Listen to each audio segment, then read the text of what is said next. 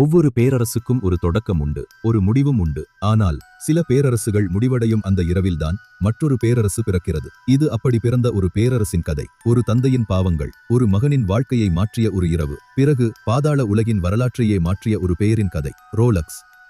ஒரு காலத்தில் தென்னிந்தியாவின் மிகப்பெரிய போதைப்பொருள் பேரரசுகளில் ஒன்றை கட்டுப்படுத்தியவன் அவன். அவனுக்காக வேலை செய்ய ஆட்கள் எப்போதும் இருந்தார்கள். ஆனால் அவனை நம்ப யாரும் இல்லை. ஏனெனில் பல ஆண்டுகள் அவனுடன் வேலை செய்த ஒவ்வொருவரின் வாழ்க்கையிலும் அவன் விட்டுச் சென்ற ஒரு காயம் இருந்தது. ஒரு சரக்கு காணாமல் போனதற்காக ஒருவனின் கை விரல்களை வெட்டச் செய்தான். போலீசில் சிக்கிய தனது ஆளை காப்பாற்றுவதற்கு பதிலாக உண்மை வெளியில் வரக்கூடாது என்பதற்காக அவனை சிறையிலேயே கொல்ல உத்தரவிட்டான். 10 வருடங்கள் விசுவாசமாக இருந்த ஒரு கும்பல் தலைவனை ஒரு சந்தேகத்திற்காக அனைவரின் முன்னிலையிலும் சுட்டுக் கொன்றான். ஒரு வேலை தோல்வியடைந்த போது தவறு செய்த ஒருவனை மட்டும் தண்டிக்கவில்லை, அவனுடன் சென்ற முழு குழுவையும் உயிரோடு எரித்துக் கொன்றான். அந்த நாளிலிருந்து அவனுடைய ஆட்கள் அவனுக்கு கட்டுப்பட்டது. விசுவாசத்தால் அல்ல, உயிருடன் இருக்க வேண்டும் என்பதற்காக. பல ஆண்டுகள் அவர்கள் அவனுக்காக கொலை செய்தார்கள். பல ஆண்டுகள் அவர்கள் அவனுக்காக ரத்தம் சிந்தினார்கள். ஆனால் ஒரு இரவு முதல் முறையாக அவர்கள் தங்களுடைய வாழ்க்கையை பற்றி யோசித்தார்கள். அந்த இரவில் அவர்கள் ஒரே ஒரு முடிவை எடுத்தார்கள். அவன் உயிரோடு இருக்கும் வரை தங்களுக்கு வாழ்க்கை இல்லை. அதனால் வேட்டைக்காரனையே வேட்டையாட அவர்கள் முடிவு செய்தார்கள். ஒரு இரவு அனைவரும் சேர்ந்து அவனையும் அவன் குடும்பத்தையும் கொடூரமாக கொன்றார்கள்.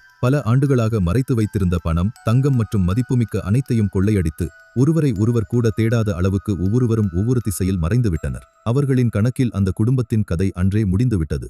ஆனால் அவர்களின் கணக்கில் வராமல் ஒருவன் மட்டும் உயிர் பிழைத்தான். அந்த இளைஞனை கண்டுபிடித்தது மற்றொரு கேங்ஸ்டர், ஆண்டனி தாஸ். அவன் அந்த இளைஞனை தனது சொந்த மகனைப் போல வளர்த்தான். ஆண்டுகள் கடந்தன. தன் குடும்பத்தை கொண்டவர்களை தேடி அந்த இளைஞன் மீண்டும் பாதாள உலகிற்குள் காலடி எடுத்து வைத்தான். அது பழிவாங்குவதற்காக மட்டும் அல்ல. அந்த இரவில் கொள்ளையடிக்கப்பட்ட தனது தந்தையின் பேரரசையும் பணத்தையும் தங்கத்தையும் அனைத்தையும் மீண்டும் தன்னுடையதாக்குவதற்காக. அந்த இளைஞனின் பெயர் ரோலக்ஸ்.